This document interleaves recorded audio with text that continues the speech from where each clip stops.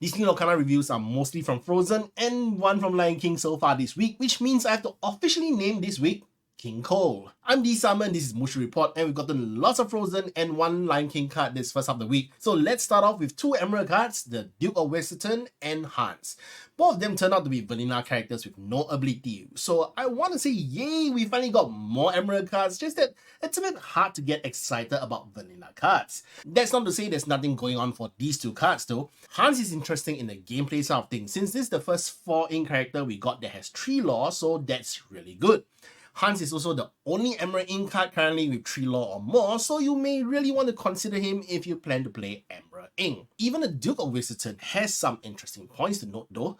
First up, he completes the full set of 1-cost characters with 2/2 stats, so we now officially have 1 for every ink. I still think Stitch New Dog is the best of the 6 since he can shift into Stitch Rockstar, but Flounder has many fans in the community with tons of memes focused around him, so go Team Flounder. Furthermore, in the movie, the Duke says his lines about sorcery when Elsa uses her ice magic, but here he is examining something which looks like seaweed, which is kind of what Mickey Mouse Detective is also studying as well. Anyone familiar with Disney movies will guess that this could be related to Ursula, making me wonder if this is all related to the background story of Lorcana. Could Ursula actually be the big villain in the background story for Lorcana?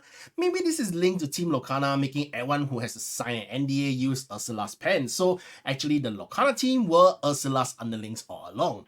These poor unfortunate souls. Another Frozen card we got so far is the Scepter of Arendelle, which gives support to any character. Support works by having the character give their strength to another character of their choice, which means Scepter pretty much lets you boost the strength of any of your characters as long as you have another one to quest with.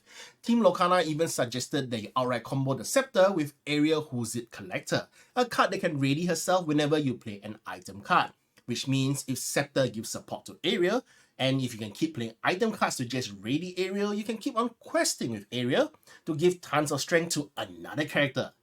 Flounder perhaps? And well, the last Frozen card we got is Marshmallow. His ability lets him get returned to hand if he's banished in challenges, making his card version named Persistent Guardian really apt. The best way to use him seems to be paired with an Elsa Snow Queen, where you just exert your opponent's characters and she sends her creation to challenge those characters. Just like how I send my creation to the fridge to get a drink for me when I'm too lazy to go over. Remember the Lion King part of the week though? We got Stampede yesterday, which gave everyone the fuse. Oh wait, I meant everyone started posting gifs of sad Simba. Stampede is the first non-steel ink card that deals damage to a character and is similar to fighter cannons, except that the damage is limited to damaged characters. Basically a reference to how Mufasa was already injured and fell into the valley where the Stampede was there, dealing damage to him until he got banished. Too soon? Aside from these reviews, we also got the full artwork of Minnie Mouse, which technically was reviewed during the pre-launch event, so even Team Lorcana came out to clarify that she isn't part of this week's team. So Minnie is confirmed to have the same stats as Olaf like we discussed last week, but for her artwork, it's really interesting since she seems to be prancing around in the ruins of the Great Illuminary. That's about it for all the card reviews today, though maybe there'll be another one out by the time this video goes up. The card news just comes out so fast these days, so make sure you stay tuned to the Mushu Report website for all your latest Lorcana news once it's out.